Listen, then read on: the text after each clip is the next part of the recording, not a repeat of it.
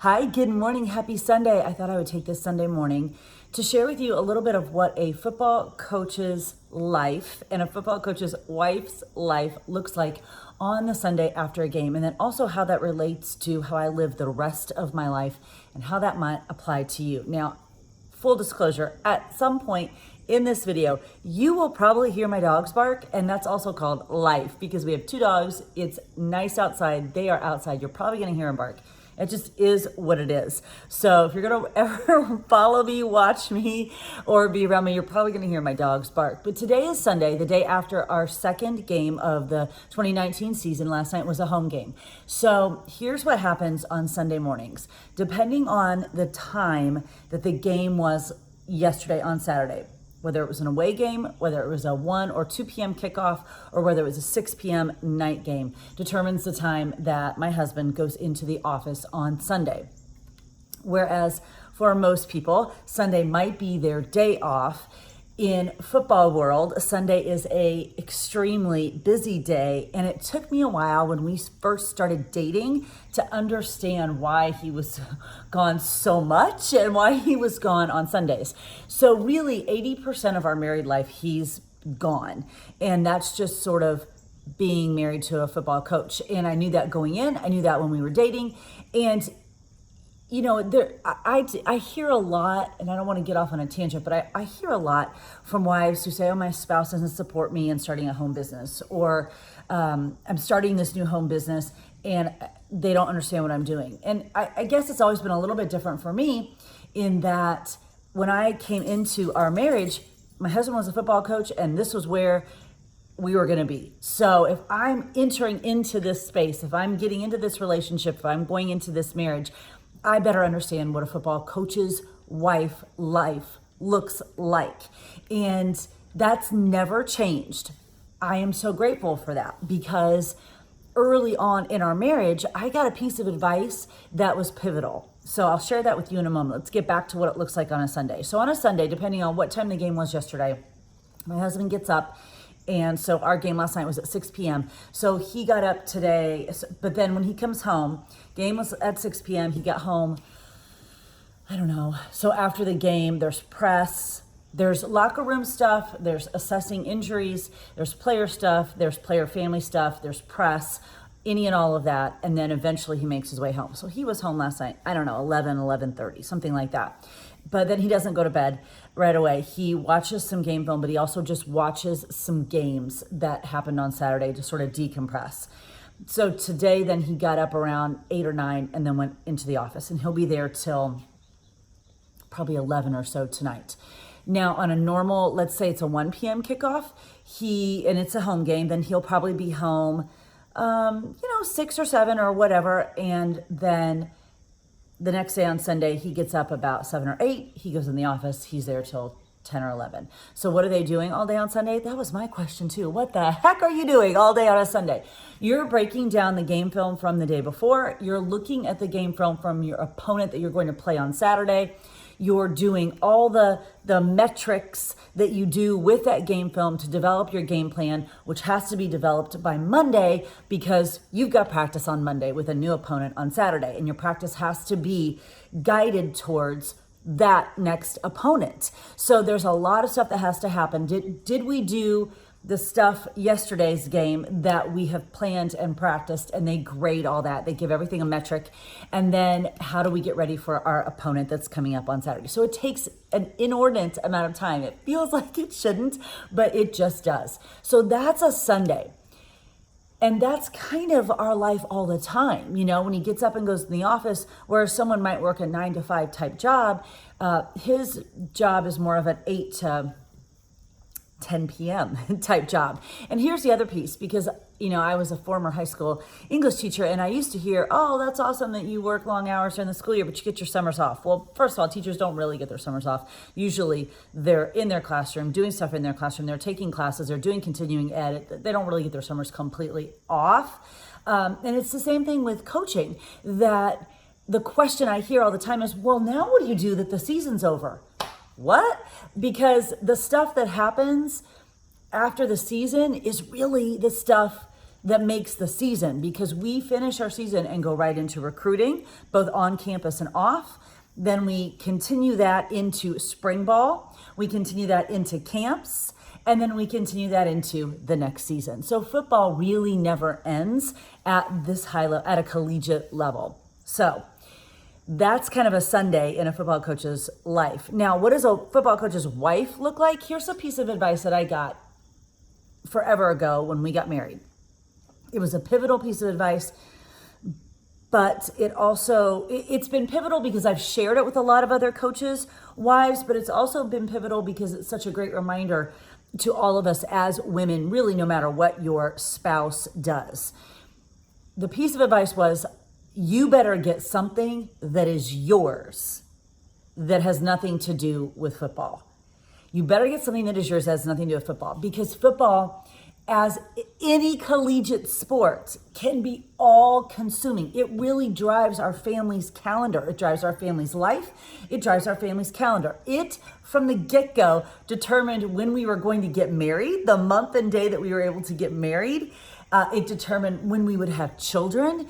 It determines family vacations. It's everything. Everything revolves around the football schedule because it's so set in stone. There's no flexibility. This is the football schedule. This is recruiting. This is when camps have to happen. This is when it has to happen. There's no flexibility in that. In fact, my husband's brother got married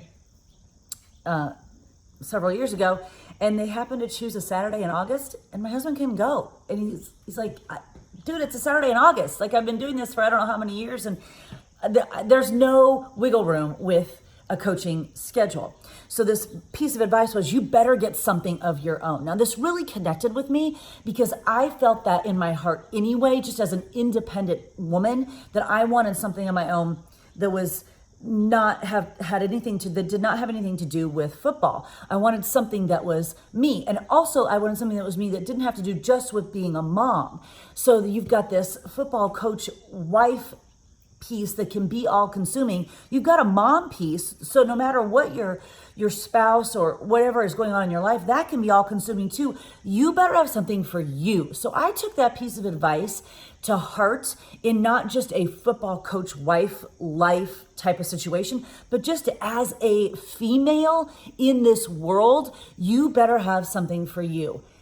When I was a high school English teacher, back when we first got married and I was I had Jenna and Josie, I was still teaching, I thought, I like this job, but it's probably not going to be the thing that fires my heart up every single morning. I wasn't super excited to get out of bed every single morning and go teach high school English, even though I loved it at the time.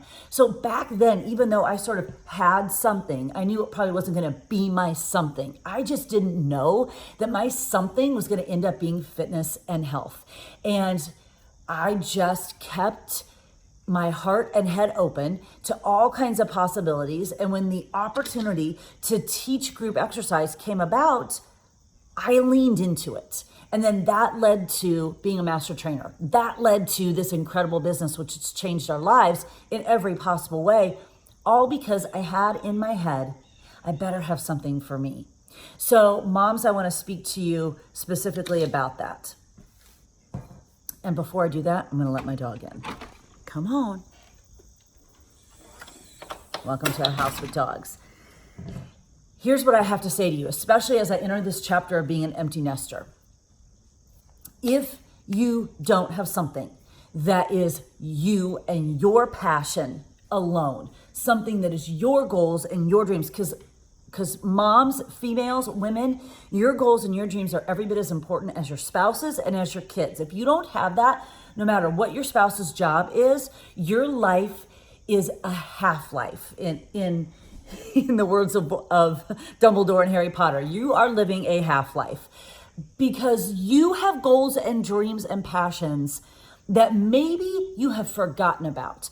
And if you are letting those die and not fanning the flames of them and taking care of them, you are doing yourself and the world a disservice, because chances are the world needs what you have to say in some way. So that piece of advice that I got 20 some years ago, you better have something for you. I took that, in the context of being a football coach's wife, yes, but I also took it in the context of just being a female, because If you're married and you have a spouse and you have children, I mean, you just never know what's going to happen. And especially in our profession where it's super stressful, you never know what health issues are going to happen. You never know when your husband's going to get a job across country and you got to be able to kind of support yourself or figure stuff out on your own. You've got to have something that is for you. I think that's especially applicable in a high-level collegiate coaching career life, but I just think it's applicable in a female life. You need something for you. And chances are you've got goals and dreams that you've buried in your heart. And if you just take a little bit of time to unlock them and to unpack them, there's something there you likely need to do with your life. For me, I found fitness. I started off teaching high school English. I found fitness. And then I just kept my head and my heart open to every opportunity that came along the way. And I just kept saying yes. And I need you to know this. Just like my husband, when he started coaching 20 some years ago, just like my husband, he did not know what he was doing. And he figured it out along the way and has built a really amazing, successful career doing that. I did the same thing. You can do the same thing. I didn't know anything about fitness and I didn't know anything about owning or building a business. I just figured it out along the way, and I've made sure that I've had something for me that has nothing to do with my spouse and nothing to do really with my kids. Although when you're in this kind of business, when you're in a fitness and health business, a relationship business, everything you do in this business affects your spouse and affects your kids because it makes you better. It also makes you better because you're doing something that lights you up, sets your soul on fire for you. And that makes it better. That makes every relationship you have better. It makes your home life better. It makes your life better. Because if you don't, if you just center your life around your spouse and your children, no matter what job they do and no matter what activities or hobbies or goals they want to pursue, if you center your life around your spouse and your children, there's a piece of you that is dead inside. There's a piece of you that's like, I know I could do more and I'm not doing it. There's a piece of you that feels like they could be living a better, more fulfilled life, and you're just not doing it. And you've let the to-do lists and the busyness of life and everybody else become a priority instead of you and what you want in your life. You have goals, and I'm talking to women specifically. You have goals and dreams and passions of your own. And just like the advice that I got so many years ago, you have to have something for you. If you are listening to this right now and you don't have something for you, this is the perfect opportunity to take a few moments and go, what were my goals and dreams? What did I want to do before maybe I got married, before I had children, before I got buried under the to-do list? What did I want to do with my life? Back when I was in grade school, I wanted to be a lawyer and drive a gold Corvette. I don't want to be a lawyer anymore, and I don't really want to drive a gold Corvette, but I had dreams and passions, and what if I hadn't continued to pursue those in some way? I drive a Traverse now. I'm fine with that. But the point is, there were goals and dreams back when I was a child that as women, we could very easily cover up and say, well, I'm just here to take care of my family. Awesome, but you're here to take care of you too. You have to have something for you. So on this Sunday, after our first home game, after our first big win that the Butler Bulldogs won last night, I wanted to share with you not just what it looks like to live in a football life, but to understand that whether you are a coach's wife, not a wife, any kind of female human on this planet, you have to have something for you.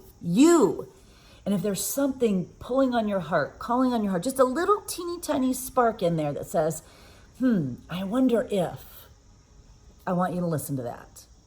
Because that's all I've done for the past however many years is when I've heard that, I wonder if, I've just listened to it and I figured it out. I'm not any smarter than anyone. I'm certainly not any more creative than anyone. I didn't have any business experience when I started my business. I didn't have any teaching in the fitness industry experience when I started teaching, just like my husband had never coached, a game as a head coach until he became a head coach, and then he just figured it out. And if a man can figure it out, so can we as women. We can figure it out. And our dreams and our goals are no less important than our spouses or our children. They are important, they are vital, and they just might be the thing that the world needs to hear. You have to have something for you. So today, on this Sunday, I encourage you, what is the thing for you? What is your passion, your goal, your dream? What is your thing? Take some time, figure it out. Start listening to your heart when it says, I wonder if. When you hear that little whisper in your heart, start listening to it, start following it, and just start figuring out. And no, it's not going to be perfect. It's going to be messy. You're going to fail.